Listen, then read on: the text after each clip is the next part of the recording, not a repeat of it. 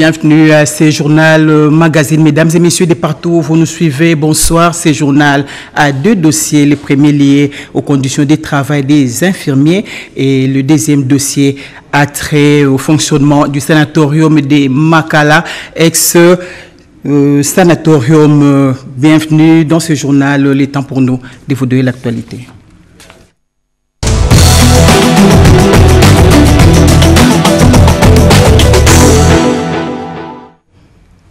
Bendele Kouyaté, c'est le thème de la campagne de soutien au FARDC et à la police nationale congolaise pendant ces temps de siège décrétés dans le Nord Kivu à Nitori par les chefs de l'État. La campagne a été lancée hier au studio Mamangebi de la RTNC par le Premier ministre Jean-Michel Samalukonde Kenge.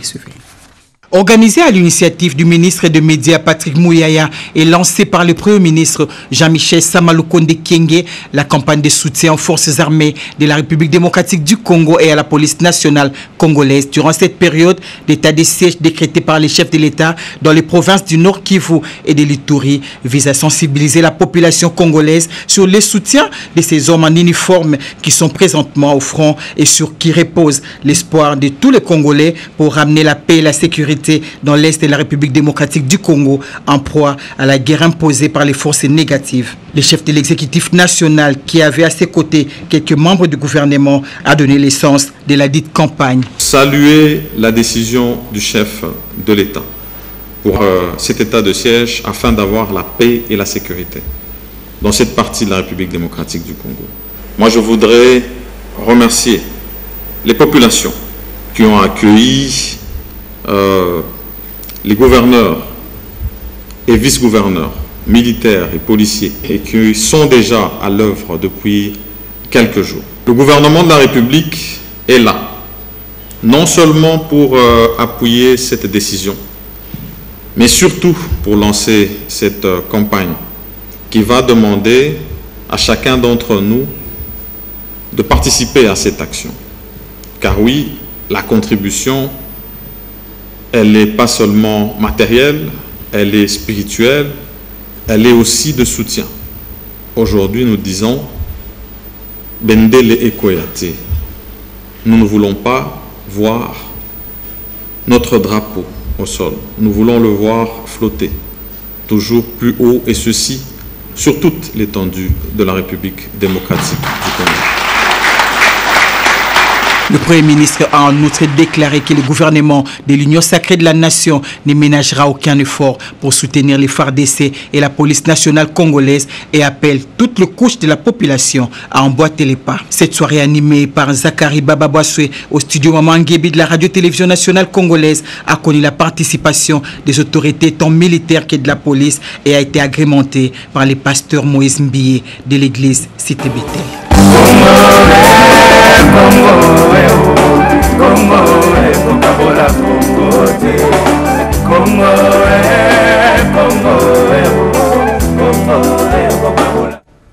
Toujours en rapport avec l'état des sièges, la population quinoise soutient cette décision du chef de l'État pour l'association sans but lucratif dénommée Banakin. Cette mesure est capitale pour le retour de l'autorité de l'État et la paix dans la partie est de la République démocratique du Congo. C'est un reportage de Guy Dulboilia.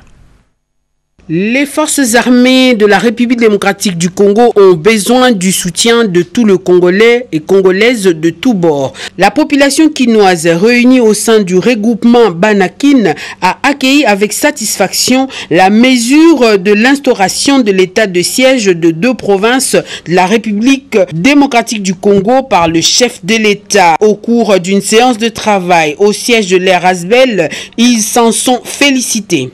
Excellence, Monsieur le Président de la République, chef de l'État, ces mesures radicales prises en vue de l'éradication des forces négatives qui sévissent dans l'Est de la République démocratique du Congo sont sans nul doute non seulement l'expression de la détermination du commandant suprême des forces armées que vous êtes à en finir avec les forces du mal, mais aussi et surtout l'indicateur formel de votre patriotisme et de votre sens élevé de l'intérêt supérieur de la nation.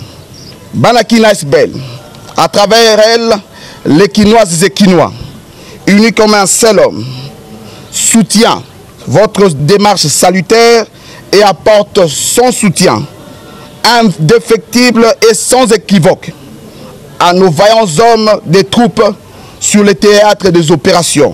Nos prières les accompagnent. Notre cause est juste. Nous vaincrons.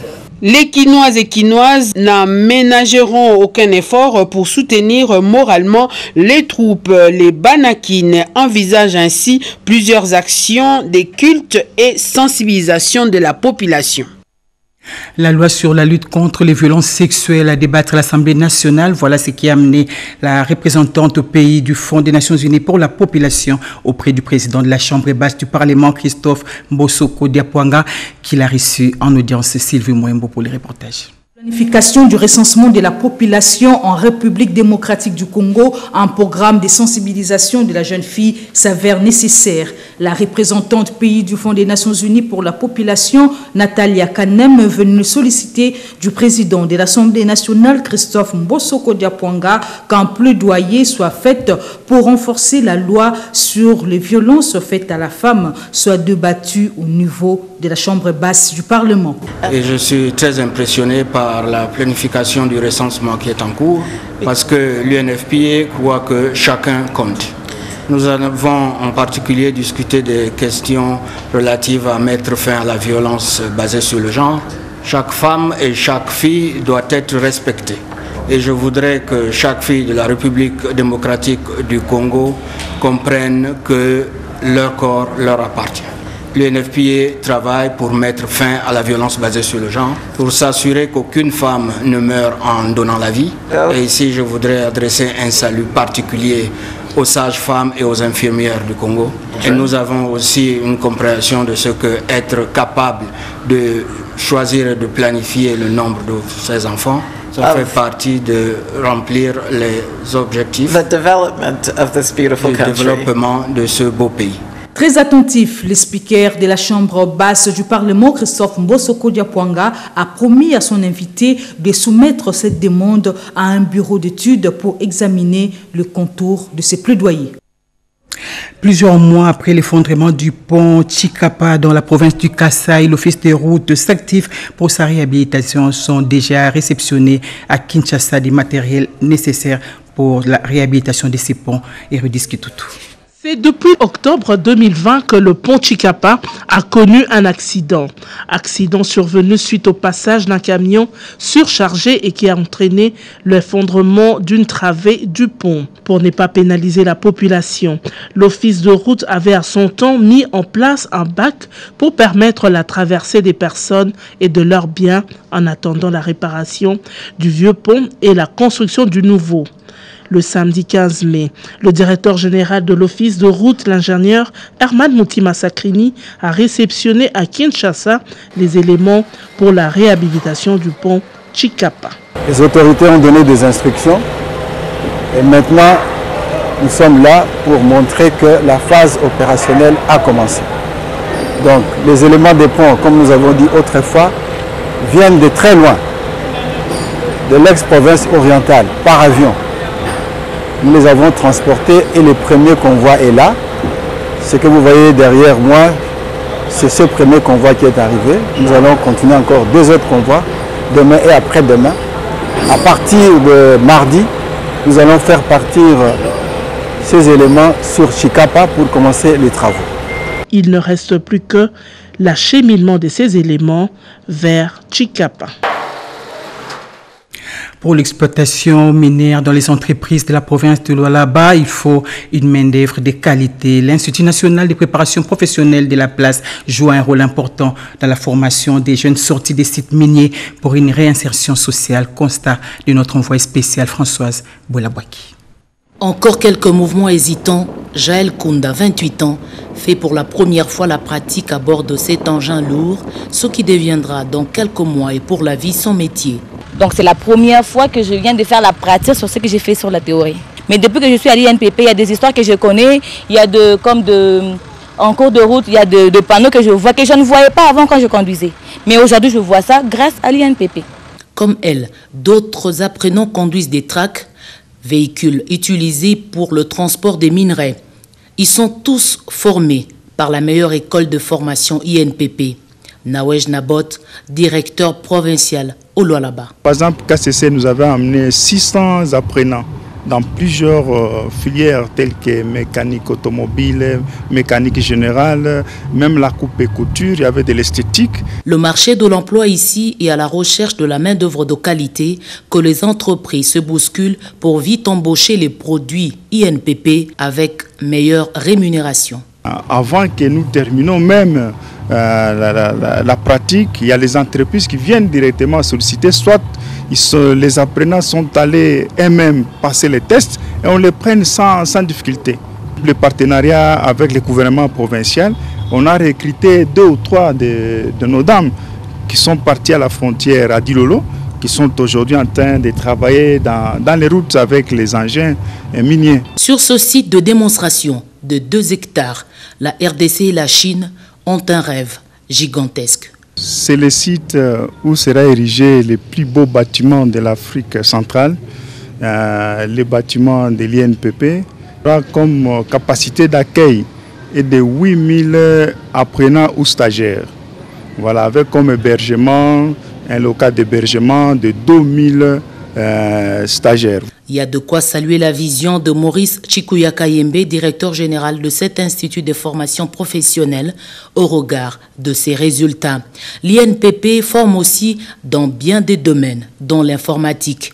Des salles de cours adaptées à l'apprentissage existent à Kolwezi.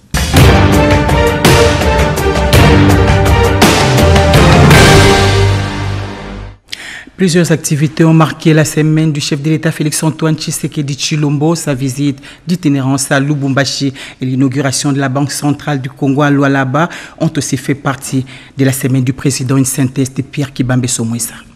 La semaine qui s'achève aura été marquée par de grandes actions diplomatiques menées sans relâche par le président de la République Félix-Antoine Tshisekedi Tshilombo, président des ECI de l'Union africaine, qui a effectué une tournée dans les 3 pays concernés par le barrage de la Renaissance éthiopienne sur les Nils bleus.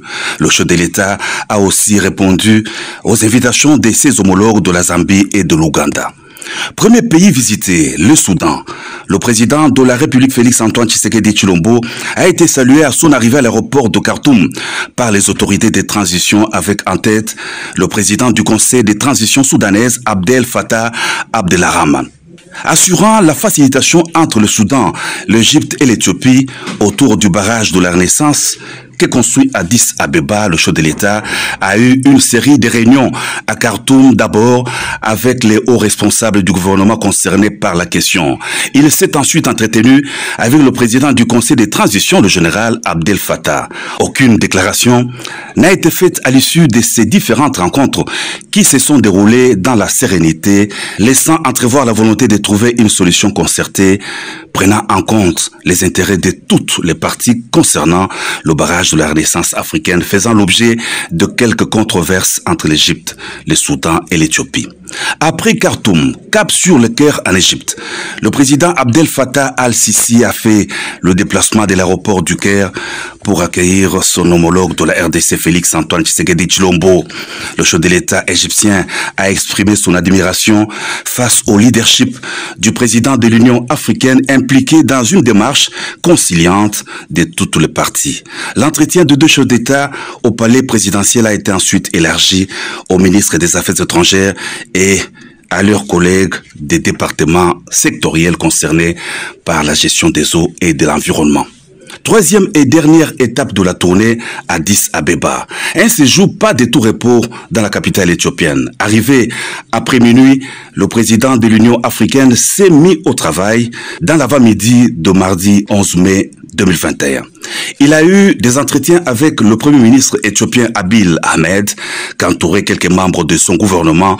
Du côté congolais, on a noté la présence du vice-premier ministre, ministre des Affaires étrangères Christophe Lutundula et du coordonnateur du panel d'accompagnement de la mandature du chef de l'État Aluya Tumbalwaba.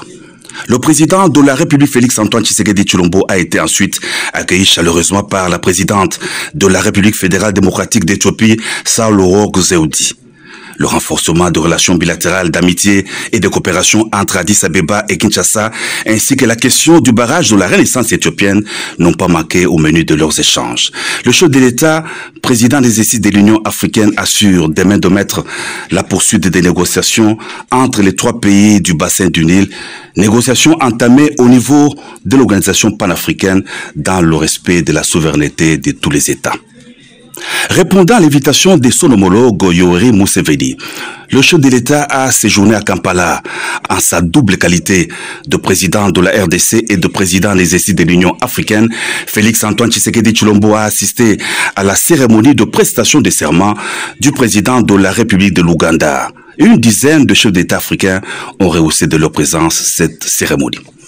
Par ailleurs, le président de la République Félix Antoine Tshisekedi Tshilombo a été accueilli en Zambie par son homologue Edgar Lungu. Sur place, le chef de l'État a été l'invité d'honneur à l'inauguration du pont Kazungula, considéré comme l'un des symboles de l'intégration économique au sein du continent africain, particulièrement de la communauté de développement de l'Afrique australe. Le pont Kazungula, long de 923 mètres, ouvre le corridor nord-sud. Mercredi le 12 mai, l'avion présidentiel atterrit à l'aéroport international de la Luano à Lubumbashi. Le chef de l'État effectuait une visite d'itinérance dans les Haut-Katanga et dans les Lualaba. Au bas de la passerelle, le Premier ministre Sama Lukonde Kyenge, le gouverneur de la province Jacques Tiabula Katwe et les présidents de l'Assemblée provinciale Gabriel Kyungu Wakumwaza se sont rangés pour accueillir le président de la République. Liesse populaire de l'aéroport jusqu'au centre-ville, à la place de la Poste, où des centaines de milliers de Louchoises et Louchois s'étaient massés pour suivre l'adresse du président de la République. Félix Antoine Tshisekedi Tshilombo a vivement félicité la population du Haut-Katanga en particulier et du Grand Katanga en général pour avoir résisté aux manipulations de ceux qu'il a appelés des sorciers, aux ambitions sécessionnistes cherchant à séparer les Katanga du reste de la RDC. Le Katanga est au Congo et les Katangais sont des Congolais, a martelé le chef de l'État avant de rappeler que le Congo appartient à tous les Congolais et tout Congolais est chez lui partout où il se trouve.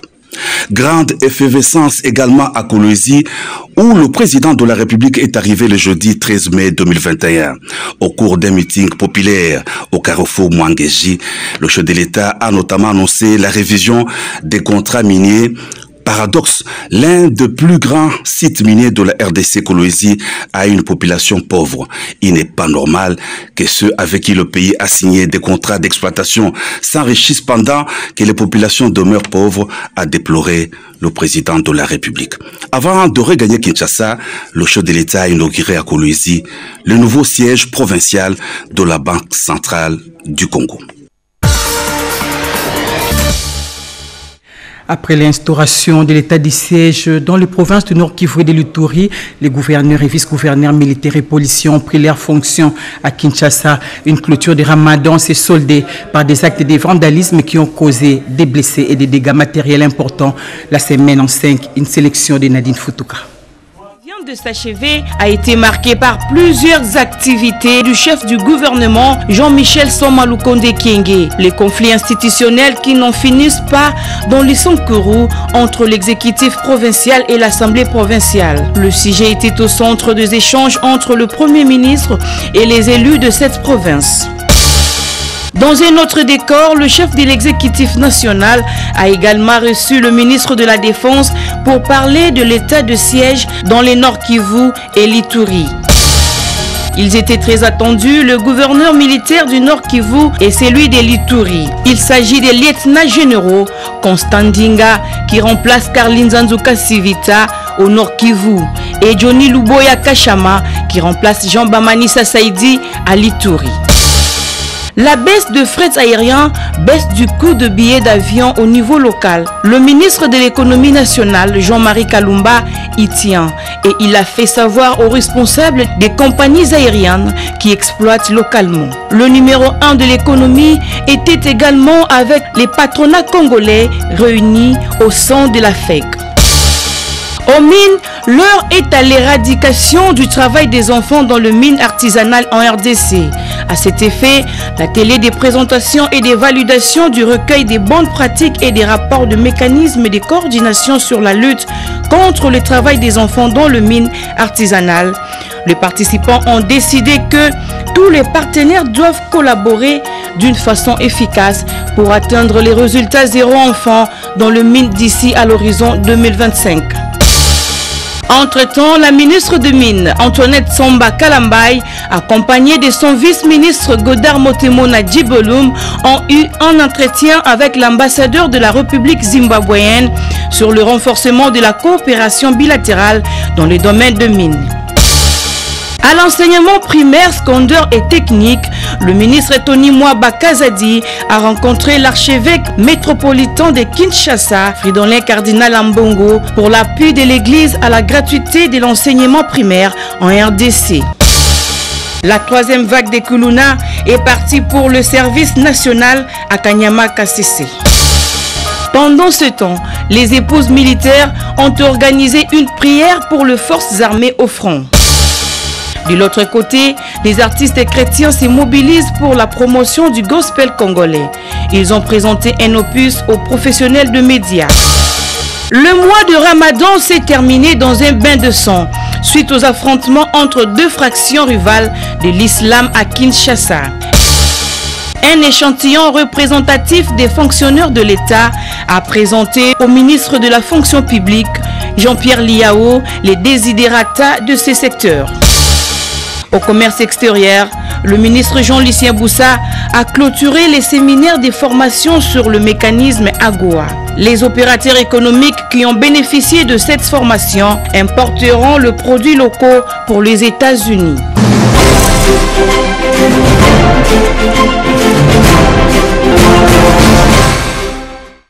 Le 12 mai dernier, le monde a célébré la journée des infirmiers. Cela a donné de la matière à réflexion à Érudis qui tout a traversé de ce qui a soulevé les différents problèmes que connaissent ces personnels paramédicaux, surtout durant cette période de la pandémie de Covid-19. Suivez. Après une année de crise sanitaire, les infirmiers se disent souffrir d'un manque cruel de reconnaissance de la part du gouvernement. Soignés et restés soi-même en bonne santé, ils ont fait face à des risques énormes quant à la prise en charge des malades atteints de la Covid-19. Tout était déjà planifié à partir de la formation. Au niveau des pieds, on avait quand même des bottes, on avait quand même des couvre-pieds, on avait des tennis, des masques, les bonnets que j'ai mis ici. Les choses qui se trouvent dans la zone rouge, ça ne peut jamais ressortir là où nous sommes. Certains ont contracté la maladie et d'autres en ont payé de leur vie. Toujours au chevet de malades 24 heures sur 24 pour de soins appropriés. Mais malheureusement, les infirmiers estiment que leur profession n'est pas reconnue à sa juste valeur. Prise en charge vraiment exact comme il se doit. Actuellement, nous ne sommes pas pris en charge. Auparavant, on nous donnait les matériels de protection, ce qui n'est pas le cas aujourd'hui. On se prend en charge. Comme il faut débrouiller pour se protéger, il faut un masque pour pouvoir travailler. Ils sont nombreux à prêter serment et à s'engager dans leur profession. Malheureusement, beaucoup d'entre eux n'ont pas de numéro matricule pour les sécuriser. Pourtant, ils prestent dans les hôpitaux publics. Tu as fait l'université puis on te paye ça 26 000 francs comme prime des risques. Je suis NI jusqu'au présent. Vous avez mené aucune démarche? Bon, c'est au niveau de notre secrétariat général parce que pour l'instant, on ne donne plus le matricule. Des difficultés sont énormes pendant cette période de la pandémie. Primes et salaires insignifiants, manque de matériel de protection. Ces hommes et femmes en blouse blanche sont quelquefois obligés de se prendre en charge. Les primes de risque ne sont pas satisfaits. L'argent, c'est insignifiant. Le gouvernement doit tout faire pour honorer l'infirmier. Parce que c'est l'infirmier qui a la main de la santé de la communauté. La célébration le 12 mai dernier de la Journée internationale de l'infirmière dans un contexte particulier où les défis sont nombreux à relever pour redorer l'image de l'infirmier en République démocratique du Congo. Aux autorités compétentes de reconnaître à sa juste valeur la profession infirmière au sein du système de santé. Autrefois sanatorium, aujourd'hui hôpital général des références de Makala fait face à plusieurs difficultés. Vétusté des infrastructures, manque de matériel et autres outils de première nécessité. Il faut agir vite pour que cette formation médicale réponde aux normes et standards internationaux. Les tableaux est sombre comme nous le montrent ces dossiers de Bobete Ngali Sampa.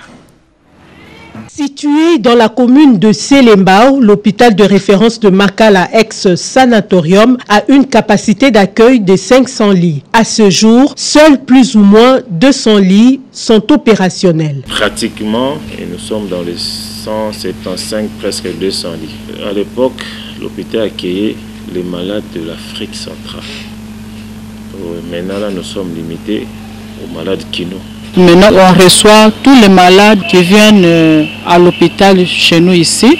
Et nous avons la pédiatrie, nous avons la gynéco et en pédiatrie, nous avons même les services de néonatologie. Et cet hôpital même reçoit les prisonniers qui sont transférés ici. Bâtiment imposant certes, mais vétuste avec un personnel de santé qualifié, cet hôpital public est en manque de beaucoup de choses, notamment des équipements répondant aux standards internationaux pour mener à bien sa mission, celle d'administrer les soins de qualité aux malades, d'où cet appel pour son bon fonctionnement. Donc si vraiment c'est possible que les autorités puissent aussi penser à cet hôpital, si on peut avoir ce qu'on appelle les trousses d'urgence, ça vraiment qu'on a besoin. On n'a pas de médicaments, on n'a pas des outils, donc on n'a pas vraiment le matériel, on n'a pas les produits, donc on ne peut pas faire bien le travail. C'est un hôpital qui est à Selembao.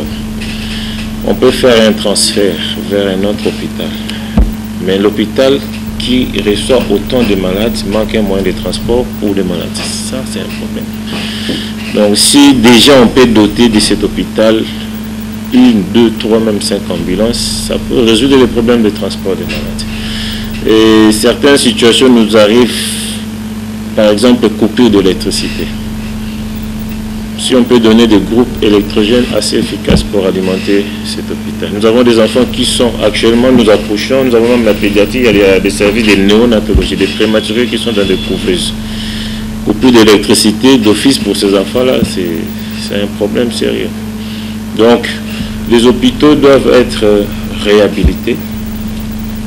Nous, on dit remise à niveau pour les cadres, mais l'hôpital doit être, les hôpitaux de l'État doivent être des hôpitaux réellement de référence, où il y a tout, en termes de personnel, en termes de matériel, en termes de logistique, il doit y avoir tout. Et c'est un grand combat, on n'est pas là actuellement. Donc on a déjà un problème de matériel, un problème de logistique, un problème de personnel. Donc on doit faire le nécessaire pour que tout soit dans les normes et enfin que la promesse du chef de l'État s'applique sans complications, sans souci. Souvent fréquenté par la population démunie, l'hôpital de référence de Makala a besoin d'une attention particulière de la part des autorités compétentes pour qu'il contribue réellement à une prise en charge efficace des malades, surtout de cette partie de la capitale, Kinshasa. Et lors d'une séance de travail entre le ministre de la Défense Gilbert Kabanda et le secrétariat général de la Défense, son numéro 1 a saisi l'occasion pour présenter au ministre les différents problèmes qu'il rencontre pour faire fonctionner cet organe. Jojo Ntsiboukaboulou. Rencontre du ministre de la Défense nationale et ancien combattant Gilbert Kabanda Kourenga avec le personnel du secrétariat général à la Défense avait pour objectif la présentation officielle et l'écoute du personnel de toutes les directions de cet organe chargé de l'administration au sein du ministère auquel il est attaché. Pour que le père puisse diriger sa maison, qu'est-ce qu'il doit faire ?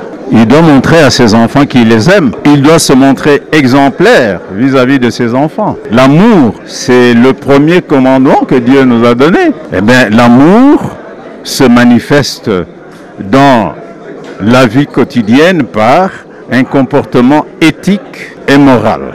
Le secrétaire général à la Défense a dans son exposé épinglé quelques difficultés auxquelles est confronté le secrétariat général à la Défense.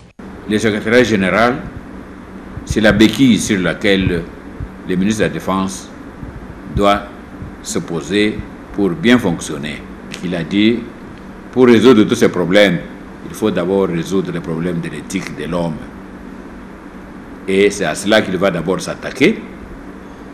Quand l'homme sera mis à sa place, que le chef comprendra quel est son rôle vis-à-vis de ses subordonnés, c'est alors qu'il va devoir mettre en chantier sa politique de défense. Le ministre de la Défense nationale a exhorté les uns et les autres à la prise de conscience. Il a annoncé, séance tenante, la tenue d'un séminaire axé autour de l'éthique de commandement et l'exécution, la déontologie qui en découle, à l'attention des hauts responsables de l'armée qui devront à leur tour le relayer à leurs subalternes. La ministre du portefeuille, Adel Kaiba, a fait l'état des lieux pour la relance de la CADECO. Le condensé des autres audiences avec Angèle Mabelalandou. Impérieux que la République démocratique du Congo ait une banque locale. La Caisse d'épargne du Congo, qui dispose de plus de 104 succursales à travers le pays, n'existe que de nom. Le déficit du personnel, le manque de la convention collective, pas de charrois automobiles, des arriérés des salaires de plusieurs mois avec un personnel vieillissant, voilà autant de mots qui rongent cette société. Indebank vole au secours de la CADECO, Citibank, mais elle pose des préalables, soit la dissolution des CADECO, soit l'État met ses parts dans cette entreprise. Nous venons de baliser le chemin et que nous allons atteindre les états de lieu. Sur base de ça, nous allons nous en inspirer pour que nous puissions nous imprégner de la réalité de la gestion de la CADECO. Nous allons maintenant procéder à une évaluation. Mais je salue l'initiative de la Citibank d'accompagner la CADECO comme notre banque locale, notre banque nationale, que cette banque réellement puisse répondre aux normes. Des discussions méticuleuses qui vont se poursuivre sûrement pour une solution concertée. Minera Holdings, cette entreprise minière souhaite investir dans la société Kisenge Manganèse. Des discussions intenses se sont déroulées en présence de la ministre d'État en charge du portefeuille qui voudrait voir les entreprises publiques accroître leur chiffre d'affaires. Michael Thies de Minera Holdings a fait savoir que leur entreprise apporte un investissement de plus de 250 millions de dollars américains pour relancer Kisenge Manganèse. Une enveloppe qui englobe la transformation, l'extraction et l'évaluation des minéraux. Le directeur général de Kisenge Manganèse a promis d'abord d'évaluer avec ses équipes financières l'offre de Minera Holdings. Le ministre des Transports et Voies de Communication a décidé d'envoyer des missions d'audit dans toutes les entreprises publiques sous tutelle. Les directeurs généraux de ces entreprises ont été informés récemment dans une réunion tenue dans la salle de conférence de Logifrem et d'Ichala.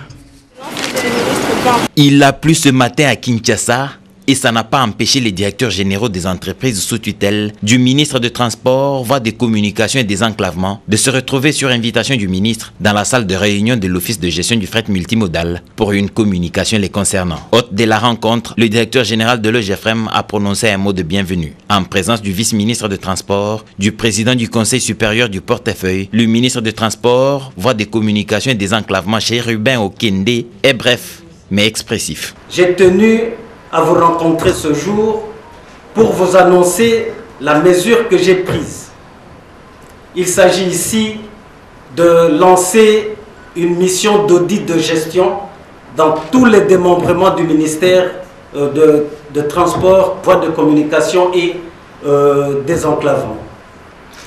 Cette mission d'audit me permettra d'avoir le diagnostic concret de tous les problèmes qui laminent notre secteur. S'il a fait frais dehors, ça a chauffé certainement dans la salle pour ceux dont la gestion est barbare. Le ministre lui-même a rappelé qu'il sera audité dans 6 mois. Avant lui, tous ses démembrements le seront en premier. Question pour Chérubin Okende, décerner avec la meilleure lucidité possible le secteur. Cet audit va fournir les éléments pour améliorer la gouvernance de tous les démembrements du ministère des Transports, Voies de Communication et Désenclavement. Les termes de référence de ces missions d'audit seront communiqués et les ordres d'émission signés sous peu. Chacun doit ranger ses livres comptables, je veux dire.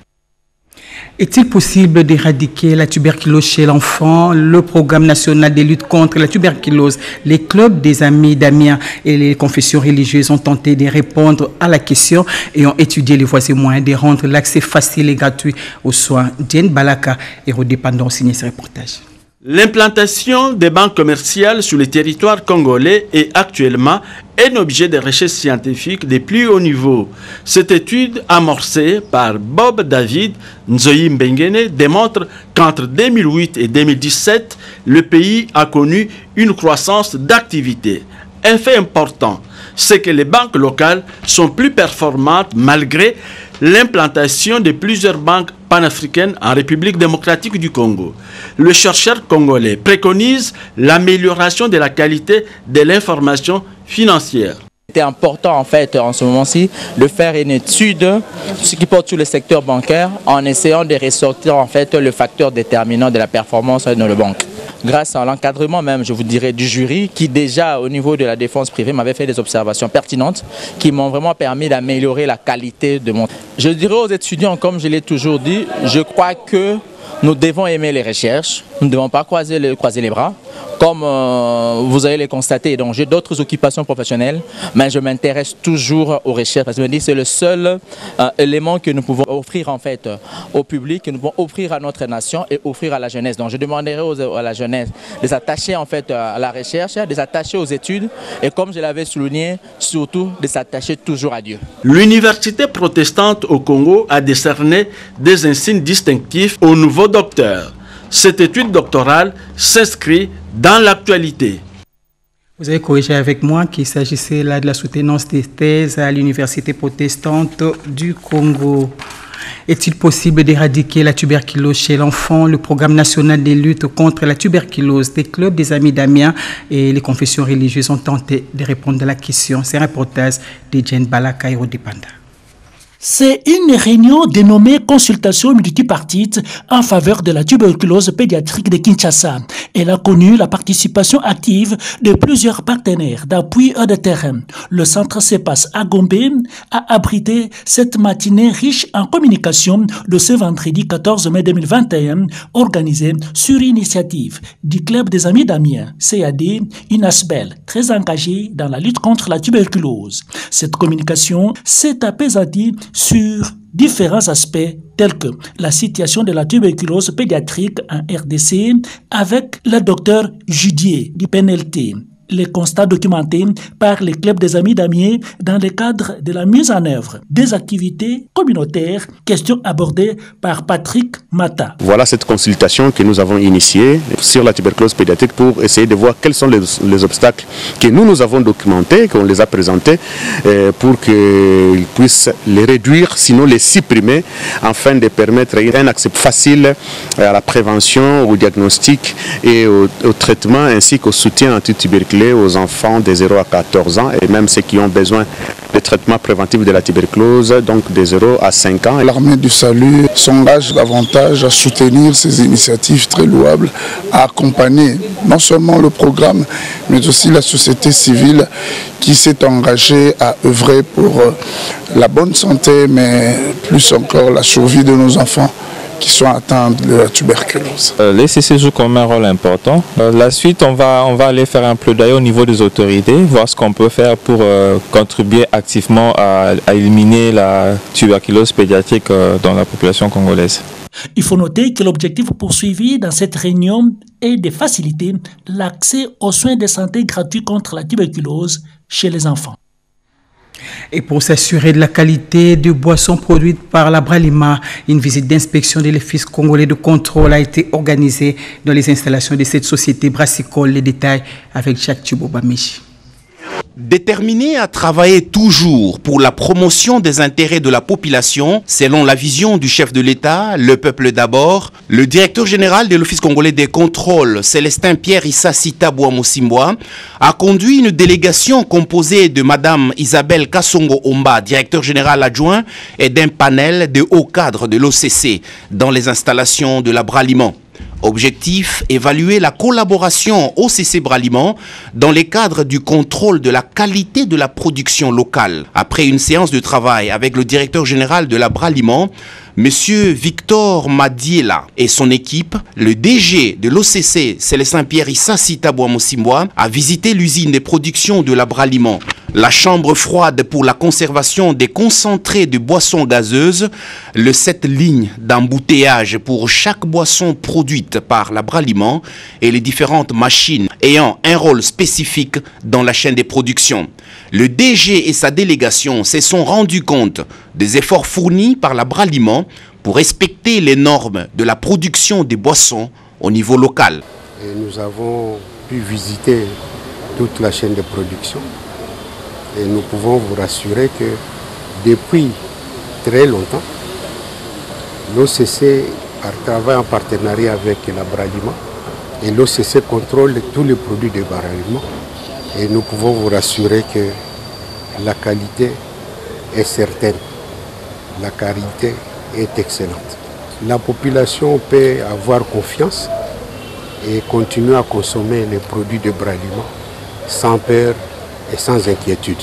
Les deux parties se sont séparées, assurées que la population congolaise consomme les boissons de qualité, une production locale.